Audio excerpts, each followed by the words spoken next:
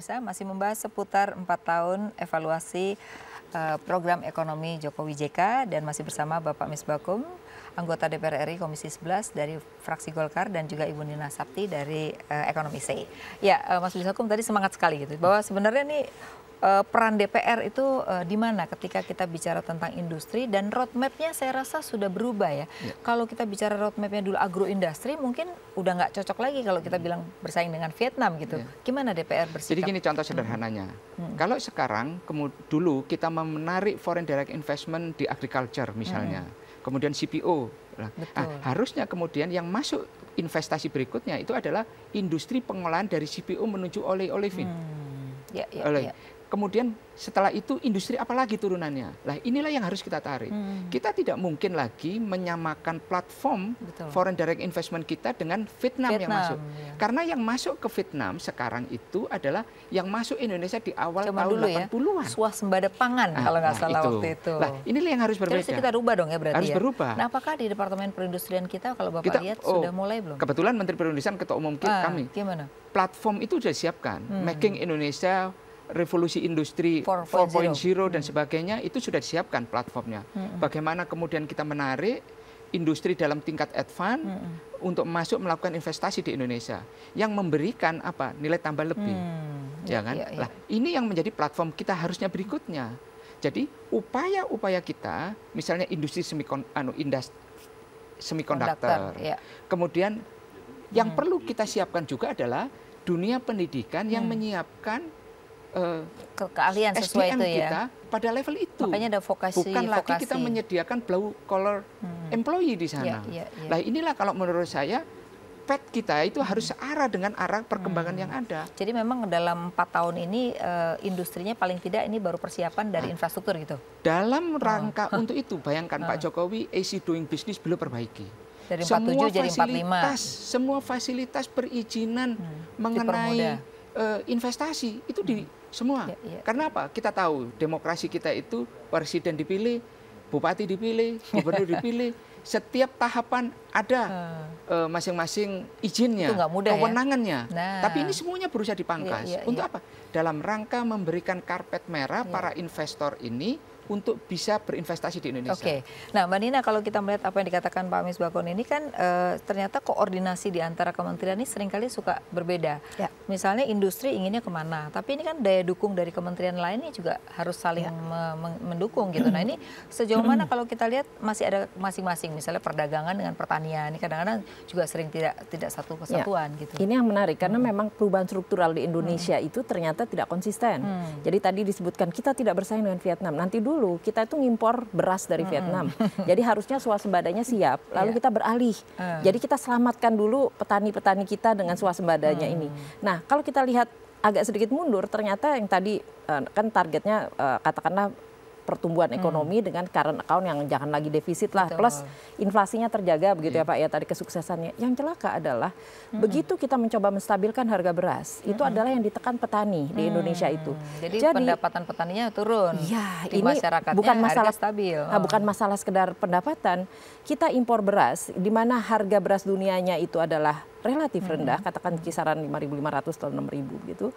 Nah, sementara petani kita kemampuannya untuk bisa produksi itu katakanlah sekitar 10-an ribu gitu dibelinya harga beras di level petani dengan kemampuan dia produksi di kisaran 13.000, itu artinya si petani mendefisit secara sebagai produsen. Padahal ada 34 juta ya kita di sektor pertanian. Itu sangat menarik ya. Jadi artinya kita menggencet perdesaan kita, sementara perkotaan kita itu manjakan dengan harga beras yang rendah supaya menjaga stabilisasi dari inflasi. Dan ini bahaya. Bahaya itu adalah secara makro bagus, tapi secara inflasinya terjaga. Kita sepakat bahwa angkanya baik gitu ya, 3%, 4%, tapi hati-hati bahwa di sini ada petani, ada nelayan pula yang ada masalah di larangan-larangan tentang ini ya. Jadi bagaimana dengan daya beli mereka begitu ya, atau mereka terpaksa beralih jadi tukang ojek daripada jadi petani. Nah ini yang tadi menarik juga, mau menyiapkan SDM, yang SDM-nya itu loncat tidak secara struktural, jadi dia tidak naik kelas karena pendidikan, tetapi karena dia pendidikan rendah dia masuknya ke ojek atau jadi pembantu rumah tangga di negara lain. Sementara pada saat yang bersama kita undang investor dan kita tidak hati-hati waktu membuat paket kebijakan jadi investasi, bawa juga orang dari dia sana bawa orang luar yang sifatnya unskilled labor. Nah ini agak bahaya gitu ya, karena di negara lain paket, sebetulnya aturan kita sendiri mengatakan hanya skilled labor yang masuk. Tetapi entah bagaimana, mungkin ketidakhati-hatian di dalam penandatangan kontrak, itu adalah masuk ternyata juga, tidak sepenuhnya. Kalau high skilled labor, high ya, tinggi skillednya oke. Tapi kalau lower skilled yang misalnya kita aja bisa diajarin. Ya, artinya supir gitu ya. Dan ini beberapa data yang menarik tadi kan terreveal gitu ya, terlihat pada saat manakala ada yang ngetok-ngetok tanah di daerah Halim Perdana Kusuma begitu ya. Itu kan kaget-kaget. Ternyata paket itu adalah paket investasi. Jadi konsistensi dari perubahan struktural pertanian ke industri dan ke jasa. Ini yang hati-hati, karena ternyata Bapak tadi dari industri benar sekali harus loncat ke sana. Jadi saya ini harus dilihat begitu. Tapi ada dampak yang lain gitu ya. Ini harus gapnya tuh nggak boleh terlalu jauh. Kalau gitu. melihat kan ada dana desa nih, dana desa ini kan diharapkan juga untuk membantu supaya petani tidak hanya tergantung pada pertanian, tapi juga mungkin hal-hal lain yang bisa meningkatkan pendapatan dia.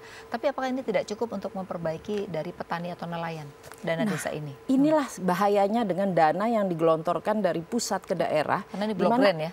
Ya di blok, tapi angka akuntabilitas di level daerahnya ini lemah.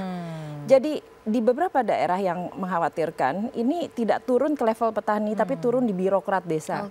Jadi bahayanya adalah di sini banyak sekali pemain politik, banyak sekali kepentingan kelompok elit desa yang saya bicarakan dengan mungkin kabupaten dalam hal ini, antara kabupaten desa kan. Jadi di bawah ini petaninya lagi-lagi seberapa yang gapnya gitu ya. Jadi saya menyatakan karena ngelihat ini aja, kita melihatnya kan kenapa kok pertanian itu menjadi relatif korban gitu ya. Jadi ini dana desa itu harus membantu. Saya setuju dengan apa yang disampaikan oleh Bu Nina Sabti tadi mengenai bahwa kita memang ada masalah dengan statistik pertanian kita. Dan ini memang kita yang pertama kali membuka, justru di Komisi 11 pada saat itu ada pemilihan BPK, anggota BPK, kemudian mengenai cara mengumpulkan data pertanian ini ada masalah. Itu kita yang pertama mengungkap dan minta pemerintah, waktu itu saya mintanya ke BPS supaya BPS memperbaiki ini dan kita jangan terlalu noise karena ini sedang diperbaiki. Itu sisi yang lain Bu ya.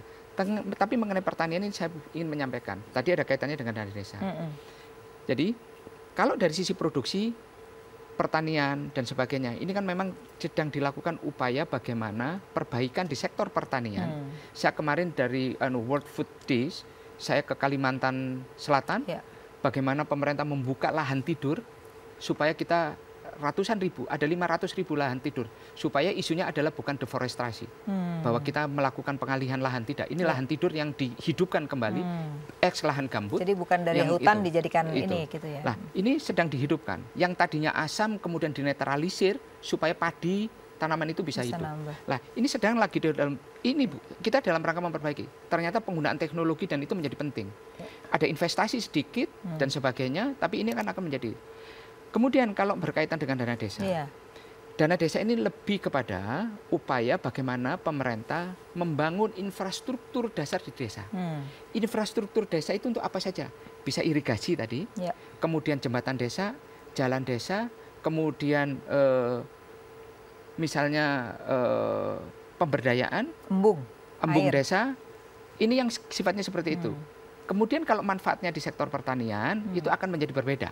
Nah, mengenai pengawasan governance, saya meminta dengan sangat, makanya kemudian ada bimbingan teknis dari Kementerian Keuangan baru tahun 2019 ini, tahun sebelumnya juga ada, tapi sekarang jumlahnya lebih besar. Bagaimana meningkatkan kapasitas para aparat desa. Saya sampaikan bahwa para kepala desa ini dipilih langsung oleh rakyat, bukan dalam rangka ke kompetens. Bukan kecerdasan untuk kalian, lebih karena ketokohan. Orang yang seperti ini tidak boleh kemudian yang tadinya itu program, kalau dana desa itu kan sifatnya begini Bu, mereka bukan blok grant juga, kan mereka mendapat transfer dana, kemudian mereka harus melalui mekanisme rapat di desa, diputuskan Apa saja program-program di desa yang dibiayai oleh dana desa. Cuman masalahnya kan suka masyarakat nggak ikutan, begini, Pak. Gini, banyak kan birokrat. Enggak, masyarakat harus ikut. Dan harus ada... Nah, tunggu, masyarakat harus ikut, kita harus break dulu. Supaya seperti apa mekanismenya itu kadang-kadang juga menjadi pertanyaan orang. Ya, kita harus break dulu. Pemirsa, tetaplah di Economic Lounge with saya.